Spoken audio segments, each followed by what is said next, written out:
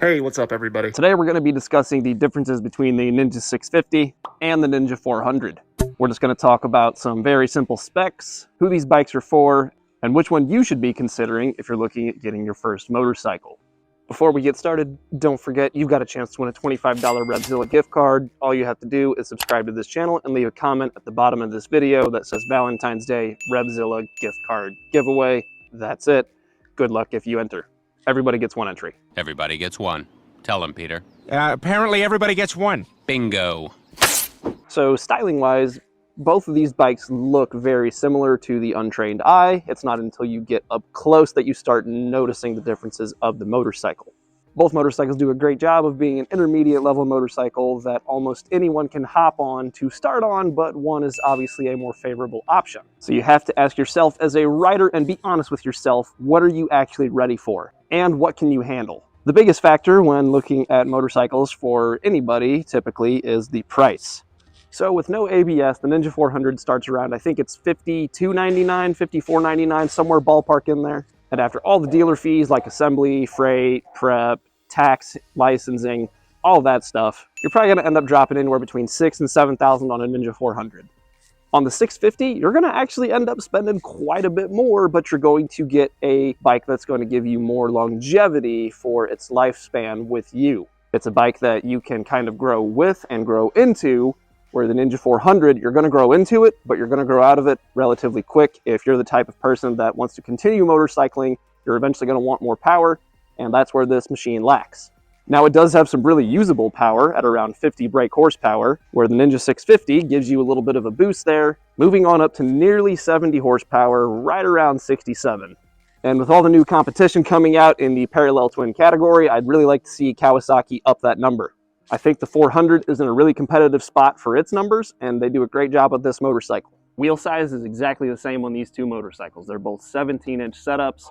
The Ninja 400 does run a skinnier tire, but that's just to help it flick in and out of turns a little bit easier since it is so lightweight and nimble. Ninja 650 runs a slightly wider profile tire with a 160 out back compared to the Ninja 400's 150. So while it does have a more aggressive stance, this bike will not turn in as quickly, and you can kind of correlate that to the weight as well. The Ninja 400 definitely has a lower seat height as well, so for those of you that are vertically challenged with a lower inseam, this is going to be a much more friendly option for you in terms of a beginner bike. And if you're a true beginner, like you've never ridden a motorcycle ever in your lifetime, you should really be going this route.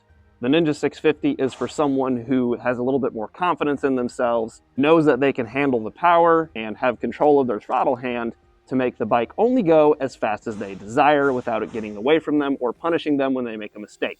One thing I really enjoy that Kawasaki does is they include these integrated blinkers into the fairings. I think that cleans up the body lines so much, looks super sharp, and you don't have to upgrade to aftermarket options that typically look better than things dangling off on your fairings. The only downside to those integrated blinkers in the front is that the blinkers in the back don't match because they're not sunk into the tail section. They actually hang off of the rear fender, aka the Japanese diving board.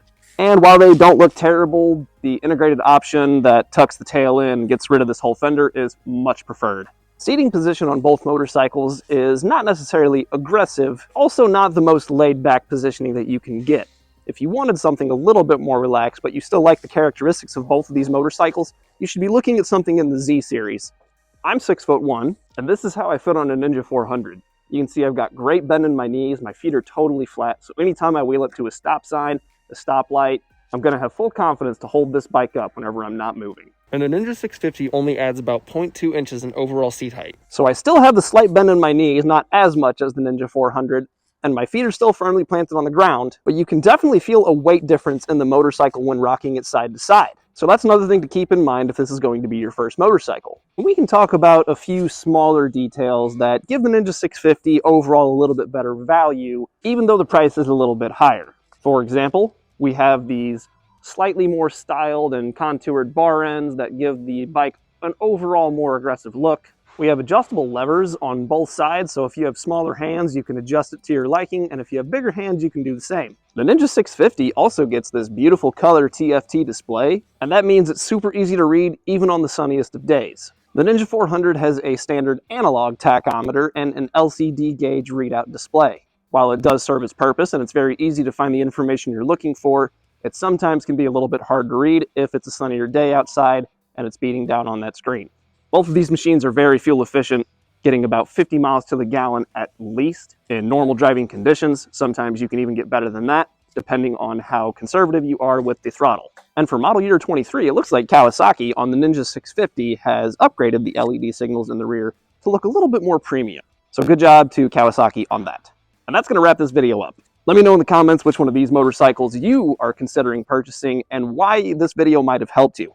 Don't forget, leave a comment at the bottom of this video that says Valentine's Day Revzilla gift card giveaway, and do not forget to subscribe for your chance to win a $25 Revzilla gift card. That's all I've got. I will see you guys in the next one. Have a great day and ride safe.